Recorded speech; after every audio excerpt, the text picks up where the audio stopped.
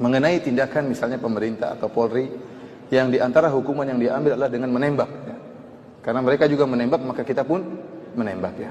Sebelumnya ingin saya jelaskan bahwasanya akidah Ahlussunnah, dan ini dijelaskan dalam buku-buku para ulama. Ya. Saya tidak bicara omong kosong, tapi dari buku-buku mereka. Bahwasanya taat kepada pemerintah bagaimanapun kondisinya selama pemerintah tidak kafir. Tidak boleh memberontak terhadap pemerintah yang zalim. Selama dia muslim, selama dia masih membiarkan orang-orang salat, maka tidak boleh seorang memberontak. Dan ini telah dikabarkan oleh Nabi sallallahu alaihi wasallam. Karena Nabi sallallahu alaihi wasallam banyak hadis. Sayakunu umara fikum, akan ada pemerintah-pemerintah di antara kalian, qulubuhum qulubus syayatin fi jusmanil ins. Hati-hati mereka hati-hati syaitan, namun dalam tubuh manusia. Akan ada pemerintah yang model seperti ini. Entah sudah ada atau akan ada, wallahu alam.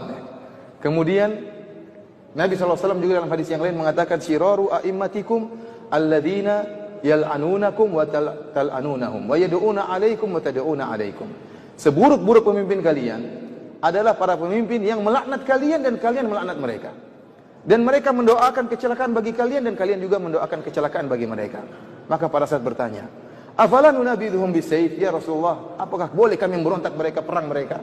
Kata Rasulullah SAW, la illa antara kufran buahan indakum minallahi fihi burhan. Tidak boleh sampai kau lihat dia benar-benar kafir baru kau lakukan.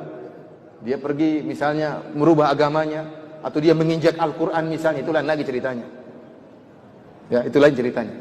Para ulama mengatakan, taruhlah pemerintah ini kafir, ini pemerintah kita, pemimpin kita kafir, tidak mau sholat, mencela Nabi, menghina Allah, menginjak Al-Quran. Pun kalau kita memberontak, para ulama mengatakan ada syarat yang perlu kita perhatikan, masalah kemampuan, bisa atau tidak. Kalau tidak bisa, sabar. Nabi saja Bilal disiksa, beliau sabar. Ibunya Ammar bin Yasir dibunuh, beliau sabar. Artinya ini sekedar persyaratan sudah ada satu terpenuhi untuk memberontak, yaitu jika dia kafir. Selama dia tidak kafir, bagaimanapun kezalimannya, kata para ulama, tidak boleh memberontak, karena pemberontakan pasti mengakibatkan kemafsadatan yang lebih besar. Dan Islam adalah agama yang menimbang antara maslahat dan mudarat, bukan agama hayal, bukan agama asal yang penting perang, asal jalan. Enggak, lihat maslahat dan mudarat. Kalau tidak ada pemerintahan, ada pemberontakan, pasti banyak yang bertumpahan darah. Dan kita sudah contoh-contohnya di mana-mana sekarang, banyak pertumpahan darah, dan itu tidak kita inginkan. Tidak kita inginkan. Ya. Lantas bagaimana kalau ternyata pemerintah kita tidak kafir? Seorang yang muslim, yang juga sholat, dia punya kekurangan, ya wajar. Dia punya kekurangan, ya wajar. Kita berusaha menasihati dengan cara yang baik. Coba kita bayangkan seandainya di negara kita tidak ada pemerintahnya. Lampu merah mati semua, kira-kira gimana? Berantem orang di jalan. Polisi tidak ada lagi, sakit semuanya, satu kompi semuanya sakit. Orang tidak, subhanallah, bagaimana rusaknya orang, barang-barang dicuri, ini dicuri, macam-macam, ada yang dibunuh, tidak ada yang orang takuti. Oleh karenanya sebagian ulama mengatakan, saya 70 tahun bersama pemerintah yang zalim lebih saya sukai daripada satu hari tanpa pemerintah. Kenapa? Karena adanya pemerintah meskipun zalim, maslahatnya lebih besar. Karenanya kata sebagian ulama, jangan kau bercita-cita untuk membangun suatu rumah dengan menghancurkan kerajaan. Jangan. Kalau kau ingin bangun rumah dengan mengorbankan kerajaan, itu kesalahan. Ingin membangun sesuatu yang islami tetapi negara hancur, ini tidak benar seperti ini. Ya. Mengorbankan sesuatu yang besar hanya ingin bangun sesuatu yang kecil, dan kenyataan yang ada terjadi demikian. Keamanan tidak ada, kemudian ketakutan, ya, kemaksiatan semakin merajalela, orang bisa melakukan dengan seenaknya. Oleh karenanya akidah Ahlussunnah wal Jamaah ini diperintahkan oleh Nabi sallallahu alaihi wasallam, ya, taat kepada pemerintah meskipun pemerintah tersebut zalim, selama pemerintah tersebut tidak menyuruh kita untuk maksiat. Kalau dia menyuruh kita untuk maksiat, kita tidak taat. Tapi kalau dia menyuruh kita kepada yang baik, maka kita taat. Dan Allah telah berfirman, wa ati'ullah wa ati'ur rasul wa ulil amri minkum. Taatlah kepada Allah dan taatlah kepada Rasulullah dan pemerintah di antara kalian. Perhatikan di sini kata para ulama. Allah mengatakan taat kepada Allah. Taatlah kalian kepada Allah. Taatlah kalian kepada Rasulullah.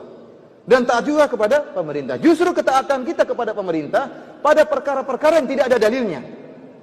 Kalau ada dalilnya tidak perlu pemerintah, kita langsung taat kepada Allah. Kalau pemerintah suruh sholat, nggak perlu pemerintah suruh sholat, kita juga sholat. Tetapi yang justru kita ditekankan adalah taat kepada perkara-perkara yang ada maslahatnya dan tidak ada dalilnya. Contohnya apa? Lampu merah. Makanya para ulama mengatakan, barang siapa yang sengaja melanggar lampu merah berdosa. Ya, benar ini.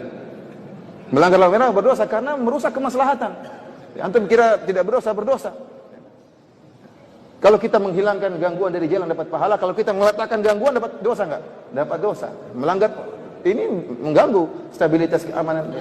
Ini berdosa. Kenapa melanggar perintah Allah wa ulil amri minkum? Taatlah kepada pemerintah di antara kalian. Sekarang timbul pemberontakan. Kita dapati bahwasanya Ali bin Abi Thalib di zaman beliau muncul orang-orang Khawarij. Sebelum Ali bin Abi Thalib memerangi orang Khawarij, Ali bin Abi Thalib mengutus Ibnu Abbas. Ibnu Abbas diutus dengan pakai pakaian yang indah untuk berdialog dengan orang Khawarij.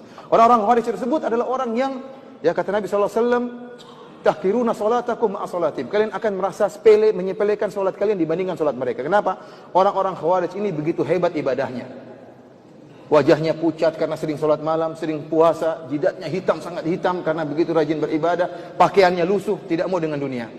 Maka datanglah Ibnu Abbas berdialog dengan mereka dengan pakaian yang indah. Maka mereka protes, kenapa kau pakai pakaian yang indah? Kata dia, apakah Allah mengharamkan pakaian yang indah? Akhirnya terjadi dialog sehingga sepertiga dari mereka sadar. Tinggal 2/3 baru kemudian diperangi oleh Ali bin Abi Thalib sampai bunuh-bunuhan. Intinya para hadirin, terutama pertanyaan yang disampaikan oleh Bapak tadi, ya, bahwasanya kalau memang kondisinya mengharuskan untuk membunuh mereka, ya, maka dilakukan. Jika memang itu mengharuskan, jika tidak kita lawan mereka, maka mereka akan semakin melakukan pembunuhan, maka kita menjalankan perintah pemerintah dan ini memang ada kemaslahatannya. Ya. Namun kalau bisa tidak dibunuh, kita berusaha tidak membunuh, kita berusaha menangkap. Ini yang terbaik, kita tangkap mereka, kemudian kita kirim ustadz untuk menasihati mereka. Ini yang terbaik. Tapi kalau memang kondisinya tidak mungkin kecuali dengan cara begitu, maka kalau tidak kita membunuh mereka yang membunuh kita, ini maka diperbolehkan dan tidak mengapa. Wallahu a'lam bishawab.